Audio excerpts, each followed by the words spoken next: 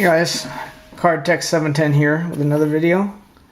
Just wanted to cut right to the chase and posted what I consider to be the core of my collection. I used to be a stock investor for about 20 years, and when I say that, I don't think it's professional or anything. It's just that it's the investment vehicle I chose to put my extra money in, my money over and above my expenses and savings. And I did make more money than I ever put in, but quite frankly, after 20 years, stocks are boring. I mean, yes, it's a means to make money without working, which is always sweet, but you never get to hold anything. These stocks basically exist in almost like you never get to hold, any stock certificates or anything like you do with cards. You just can log in and see if your balance grows or if a share grows in between a certain percentage of your asset. But when it comes to investing in stocks, it's good to have what you call your core investment. The bulk of your money is tied up into something that's considered safe and reliable, and then anything else after that is money you can kind of get a little bit more risky on, a little more speculative on, in the hopes of winning big. Same thing here with cards. These are the cards, especially the vintage cards, that I consider to be the core of my collection. A couple of honorable mentions. I really like this 53 Bowman Stan Musial. Really good looking card. And of course, I really do like my 93 SP Derek Jeter. But this one, all advice and all logic has me basically selling this in another year or so when he is elected to the Hall of Fame. But until then, this is one of my favorites. But when it comes to vintage, I really look at baseball cards almost like art. I've gone into art museums and seen paintings worth millions of dollars, and quite frankly, you walk out of there and I feel nothing. It has no impact on me whatsoever. Whereas if you see like a really nice vintage card, expensive vintage card, and you walk away from the computer or the card shop or card show, you just can't get that card out of your mind. Like even if it's a card that to me is basically out of my price range, it'll still have me just sit there thinking like, how can I get enough money to be able to buy that one card? And when a card has that kind of impact, it kind of just talks to you that eventually you will have a copy of that card, even if it's not quite in the high grade that you want. But example is, I really like the 48 Leafs, especially the ones with a red background. There's a 48 Leaf Babe Ruth and a PSA 6. I really preferred to get a 33 Gaudy Babe Ruth, any of the Babe Ruths. I think there's like 4 of them.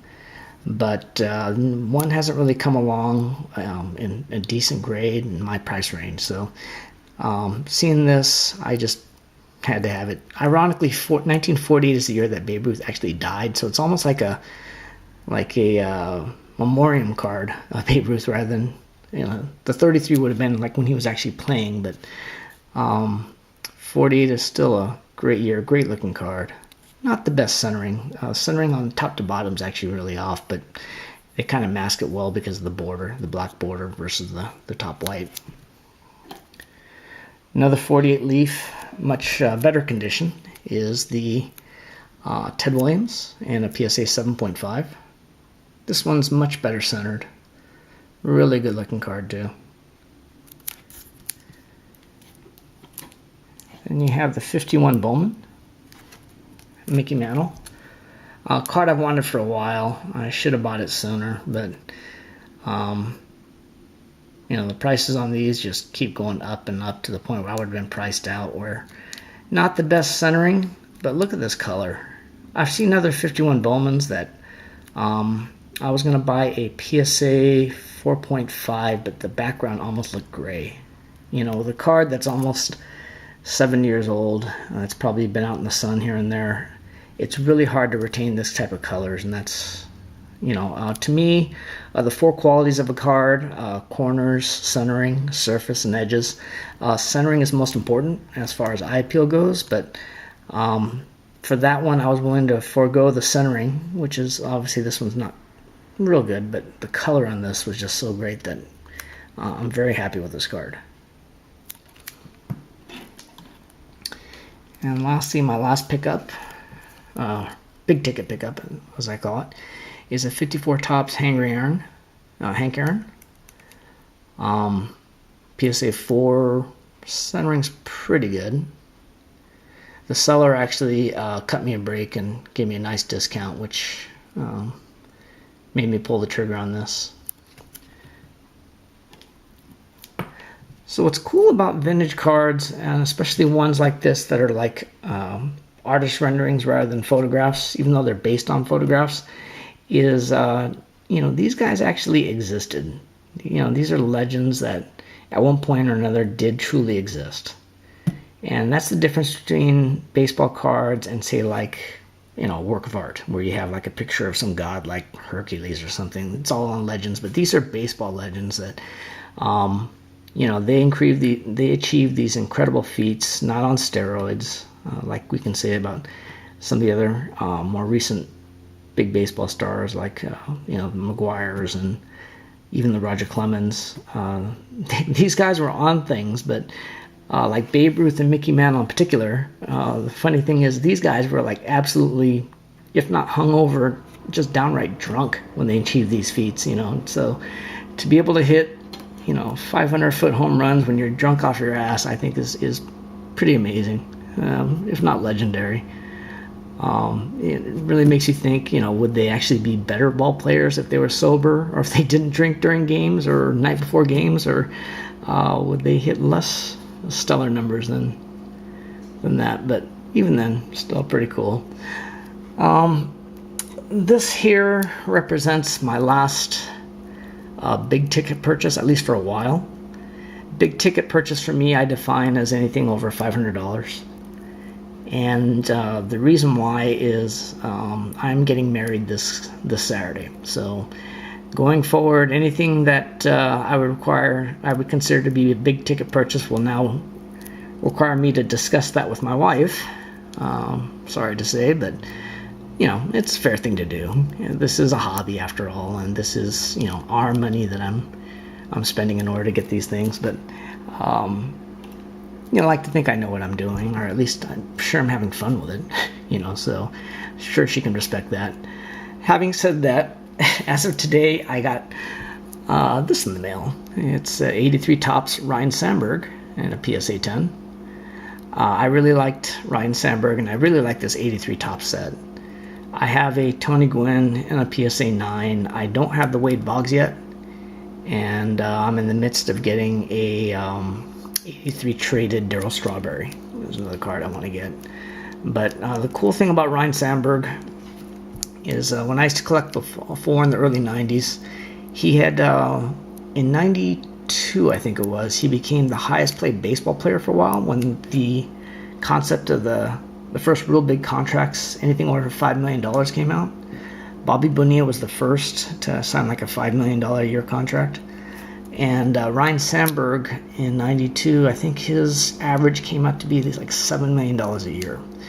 And the amazing thing about that was he was obviously older, but in the second year of that big contract, he actually chose to retire. And the reason being is he said, to be honest, he knew that he was getting older and that his body just could not take the continuous pounding of being able to put up the numbers that he had put up before. He was not quite the hitter he once was, and this guy won countless Gold Gloves and All-Star games, but still, he was still honest enough to say, it's not about the money, and I just can't imagine anyone in this day and age doing that. I mean, I had mentioned Albert Pujols earlier, was still in the midst of a huge contract where he's getting like $24 million a year, and he's only a shell of what he used to be as far as a hitter goes. But I can't imagine someone walking away from a $24 million a year contract just because they were being honest with themselves and felt they were not worth that kind of money. He did come back in 90. I heard he came back a couple years later, but I think he retired again soon after because he was too honest. His body just couldn't take it. But still, class act, great card, PSA 10. And sadly, like I said, this is going to be the last big ticket purchase for a while. I'm actually glad that these videos are dated because as I say this, knowing me, I'm probably going to call bullshit. Just recently, I did lose out on trying to get a PSA 7 Babe Ruth. Of course, it's more money, and what sucked about it was I lost out on the auction by like $100. As the auction closed, I honestly thought it was going to be mine. eBay counted down 5, 4, 3, 2, 1. Thought for a little bit, and I found out that I had lost out, and not only that, the seller beat me by like $100, which, you know, that's how it goes. But still, I'm still very happy to have this in my possession. But doesn't mean I wouldn't be willing to sell it to get one in even better condition. You know, the one that I lost out on was really nicely centered. It was even brighter in the red. I have seen red cards that are almost like pink. So I'm still happy with this card, but still, PSA 7 to match my 7.5 Ted Williams would have been nice. So that's it for now.